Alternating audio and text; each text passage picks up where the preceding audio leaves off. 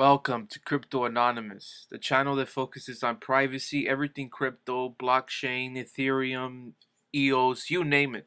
I wanted to show you guys a documentary I found on YouTube about distributed autonomous corporations and how they will revolutionize the financial systems used in this planet forever. Without further ado, here you go. Enjoy. Blockchain is, I would say, not only a technological revolution, but first and foremost, a socio-economic revolution. Blockchain is a tool to bring us into a more decentralized world. Why can we disrupt organizations with blockchain? In order to understand this, we need to understand the history of the internet.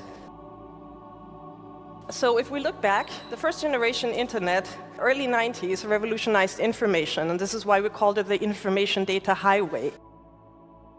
About 10 years later, we had the so-called Web 2. The internet became more mature, more programmable, and all of a sudden we had, on the one hand, social media platforms, and on the other hand, a peer-to-peer economy where the consumer and the producer came closer to each other, of information, of opinion, of goods and services.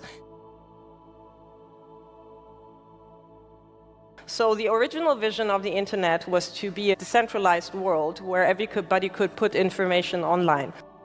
But in the Web 2, it became very centralized with those platforms. It brought us this peer-to-peer economy, but with this huge man in the middle, this platform in the middle, who started to control all the data and dictates the rules of the transactions of that platform. So instead of the internet becoming more decentralized, it became more centralized.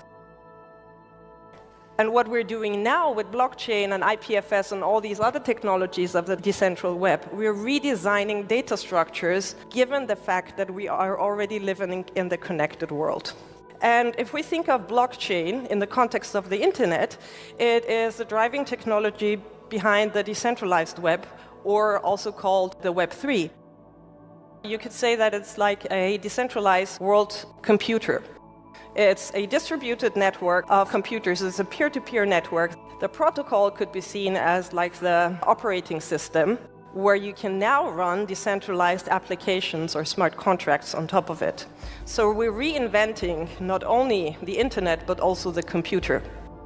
It's very important to understand that this technology is very early on in its development. It's kind of like 1990 when it comes to the internet. It's more or less 1960 when it comes to hardware.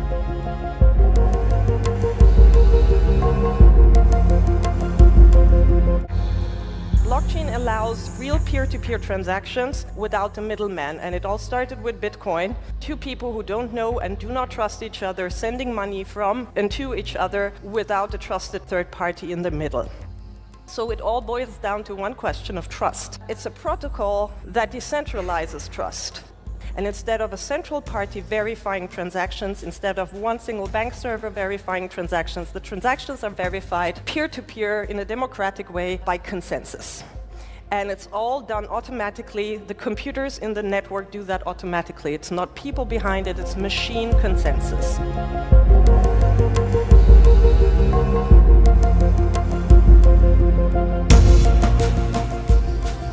So this is highly disruptive.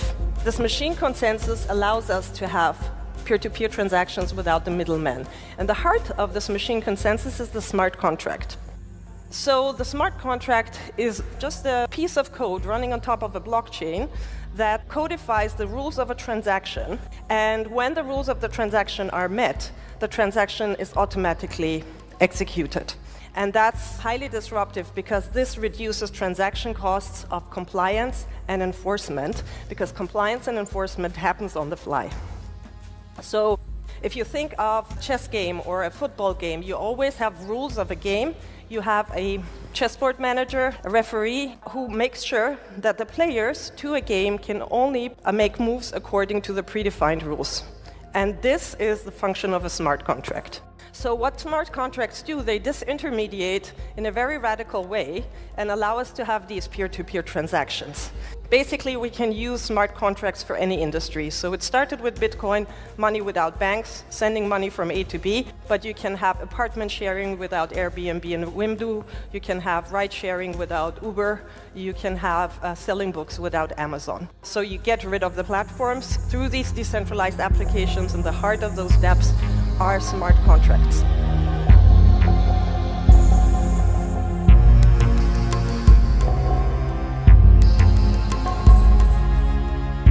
Now, the highest form of a smart contract is a decentralized autonomous organization.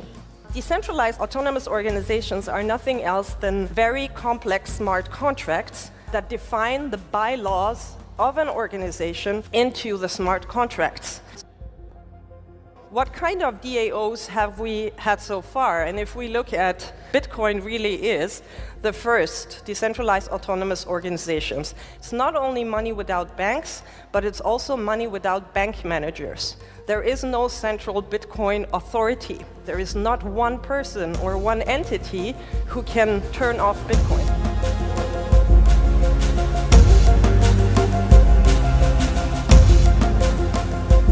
Okay, so now let's look at disrupting organizations. So if we look at organizations we know today, whether political or economical, they're very much organized in this hierarchical top-down way. Smart contracts and the protocols that are machine consensus, that is auto-enforceable, can now define the rules of an organization into auto-enforceable code. And this way, we can get rid of a lot of bureaucracy, whether in private organizations or in public organizations. Even though this technology is in the very early stages, it has the potential to really disrupt the way we organize society. If you look at Bitcoin, it has a market capitalization of more than a lot of small nations out there, and it's completely run decentrally.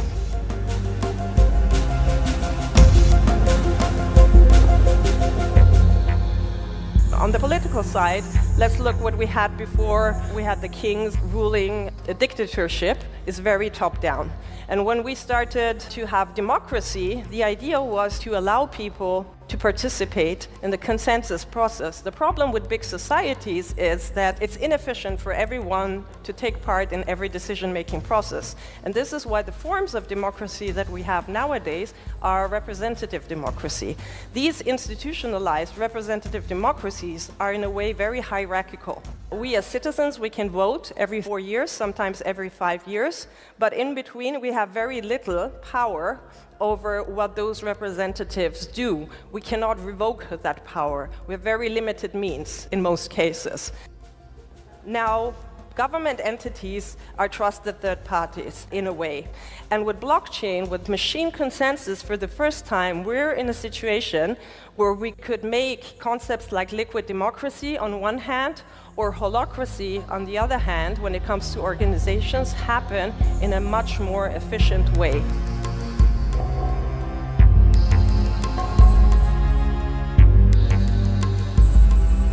Smart contracts or machine consensus is very efficient. When we can exactly predict what will happen, it's easy to put that into code and to reduce transaction costs.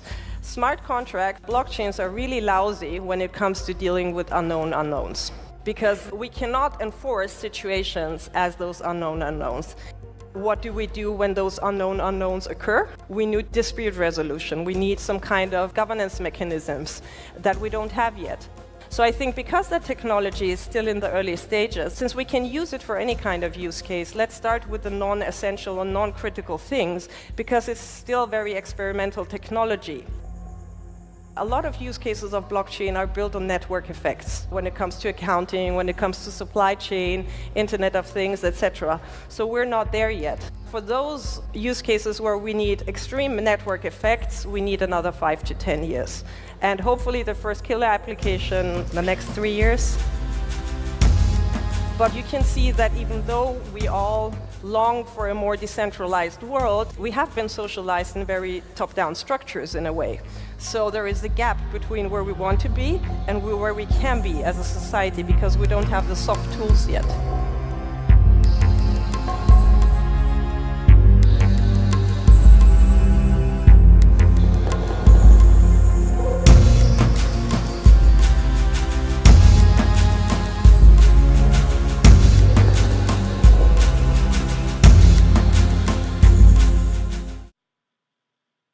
notice how this documentary is based on smart contracts, and Proof of Weak Hands 3D is a smart contract application based on all these concepts that we heard about in this documentary. So don't be so quick to judge this game.